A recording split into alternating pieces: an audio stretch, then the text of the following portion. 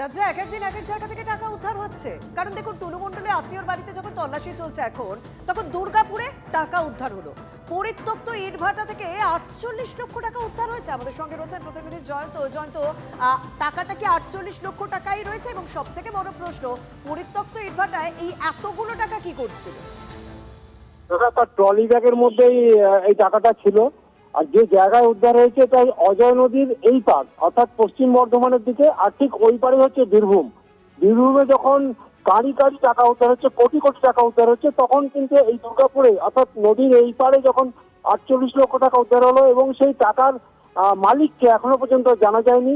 Police তদন্ত শুরু করেছে। পুলিশ যেটা জানার চেষ্টা করছে, এই টাকার সঙ্গে বীরভূমের কোনো যোগ আছে কিনা, বা এই অঞ্চলে যারা কয়লা বালি এই ধরনের কারবারের সঙ্গে যুক্ত তারা টাকা লুকিয়ে রেখেছে কিনা, এগুলো খোঁজ করার চেষ্টা করছে।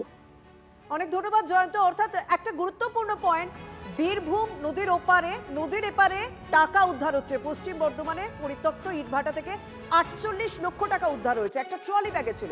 সেক্ষেত্রে তদন্তকারীরা কোথাও একটা রিলেট করার চেষ্টা করছেন যে এই টাকার সঙ্গে, মানে দুর্গাপুরের নদীর এপারে উদ্ধার হওয়া টাকার সঙ্গে বীরভূমের কোনো সম্পর্ক রয়েছে কিনা। কারণ ইতিমধ্যে টুলু মণ্ডলে আত্মীয়র বাড়ি, গতকালও দেখলাম তার এক পরিচিতের বাড়িতে তল্লাশি চালানো হয়েছিল। স্বাভাবিকভাবে এই তদন্তগুলো একে অপরের সঙ্গে জোড়ার চেষ্টা করছেন পুলিশ। আমরা ইনভেস্টিগেশন করে দেখছি কি ব্যাপারটা আছে। ওটা একটা রাইস মিল থেকে উদ্ধার হয়েছে, যে কমপ্লেন করেছে তার বাড়ি থেকে উদ্ধার হয়েছে। ডিটেলস আমরা দেখছি।